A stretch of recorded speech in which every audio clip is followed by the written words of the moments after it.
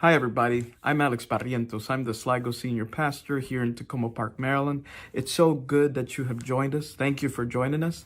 Whether you are here in the U.S. or perhaps in another part of the world, thank you for joining us. And I hope that in the following minutes, you are enriched, whether it's a lesson you've already heard before, or perhaps you are already doing, or perhaps there's a spark that gets you going to make sure that there is a culture of baptism that can enrich your entire church.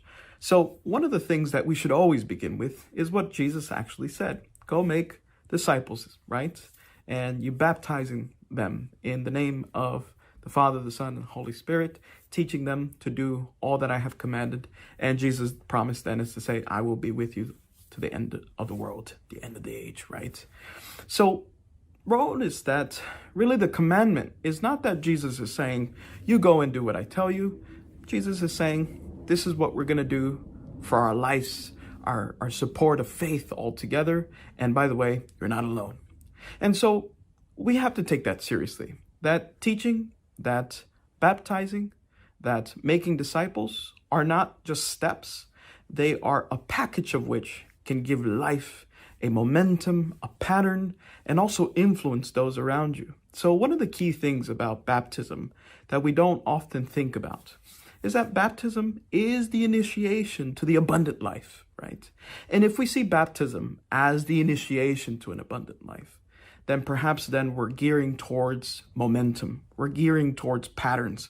We're gearing towards the ability to influence those around us, to be excited to start, to actually support, to sustain a life in the church that can give momentum to communities that may not know what really the church is all about. So if you're having trouble creating a culture of baptism, perhaps the following items can be of help.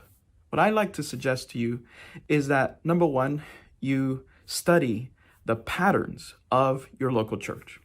What patterns are those? Well, how much do you give on a yearly basis? What do you do when you have discussions in the board?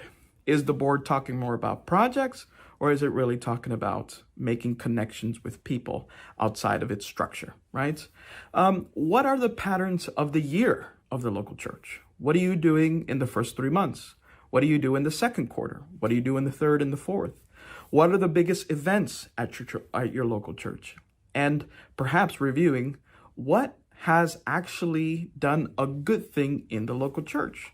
Perhaps you did an event 1 year previous, didn't go well. Maybe you did it 5 years ago. Maybe it did go well.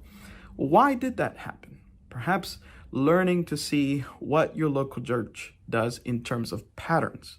One of the biggest problems into trying to create a culture of baptism is that we're always thinking about its potential, but rather you should look at the patterns, because it would be very difficult for you to create a culture in which you could not build off of the small things that you already have.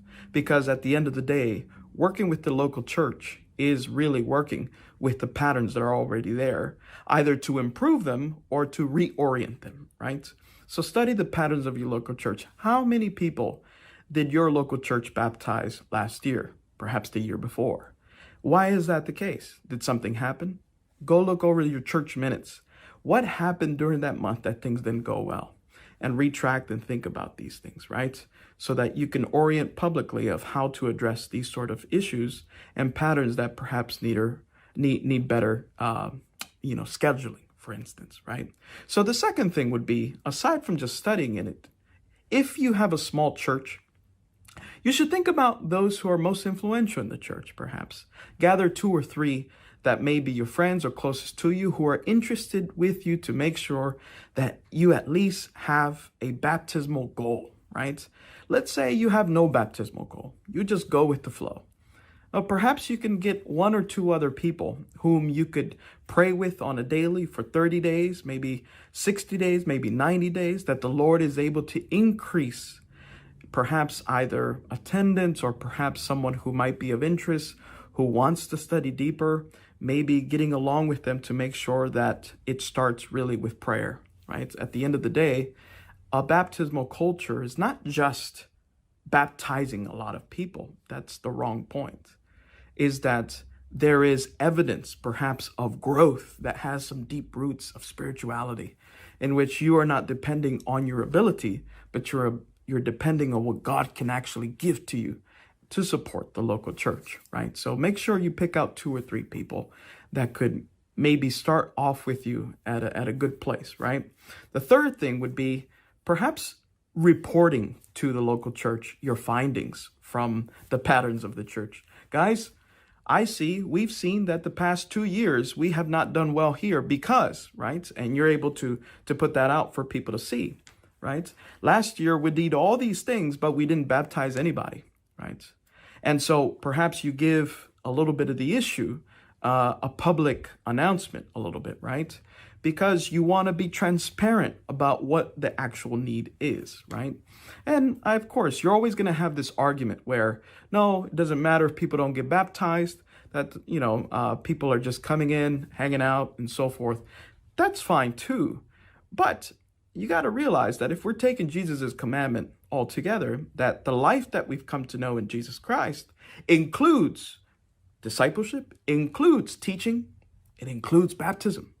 So don't be afraid about baptism coming into your lane in that moment, right? But also another thing, you got to think about your church situation as well, right? What about the church currently are you doing in order to create the space of discipleship as teaching and baptism? Do we even talk about baptism at the local church anymore? Do you even give an invitation? Are there groups where people are able to be nurtured? Are there groups for further discipleship? Are there groups for just study? Sometimes our churches could be so, supposed intellectually geared. And I like to suggest that they're not as intellectual as they think. Actually, what happens to be the case is that we're not putting into practice what we know. And so perhaps asking the further question, what is it about what we know that could be used in a very practical form in the local church, like greeters, having someone that can greet people as they come in, as they go out, maybe giving a nice gift, creating the environment where people feel included, right? You do want an inclusive church to make sure that you're able to sustain the life of baptism altogether. The last one, number 5, is quite easy. What about your service is creating the space for baptism to happen? Now, here's one reason why I tell you that. A lot of worship services are geared to different things, either the excitement of music, either to the intellectual reception of a preacher, or perhaps a studious component to something, or perhaps it's just a concert-like feel, whatever that may be. And that's okay, do what you need to do at the local church level. However, what in regards to when it comes to even giving the invitation publicly in the bulletin, on the pew, a little card, or perhaps extending a hand afterwards, having your elders ready to ask, to simply say, hi, how are you? My name is so-and-so. Where are you from? Having personable people being able to reach out to those who might be new to the local church and making sure that there's a connection in one way or another, right? Which is critical to everything that we do, right? Because church service should not just be a place where I get some form of ecstasy with God. The church gets together also because it's also a summons, right? It's a summons. That includes preaching, that includes music, that includes prayer, that includes the announcements. Everything is a summons, right?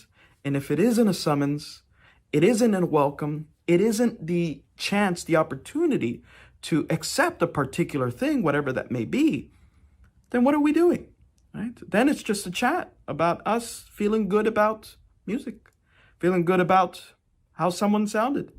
But perhaps if we open the ability in our services to create room for people to make decisions for Jesus, then the conversation changes a little bit. So we are not talking about colonialism. We are not talking about conquering anybody. We are talking about creating spaces where perhaps finances, where perhaps budget orientation, perhaps people are helped to be able to create an environment in which the sustainable life found in Jesus Christ is able to see baptism as an opportunity to be able to grow your church, to give an opportunity to influence those who have never seen it before, but also create momentum in which people can trust your local church as a neighborly church. So I hope whatever that may be, whether basic or not, may be a blessing to you. And thank you for having me. Many blessings on your journey.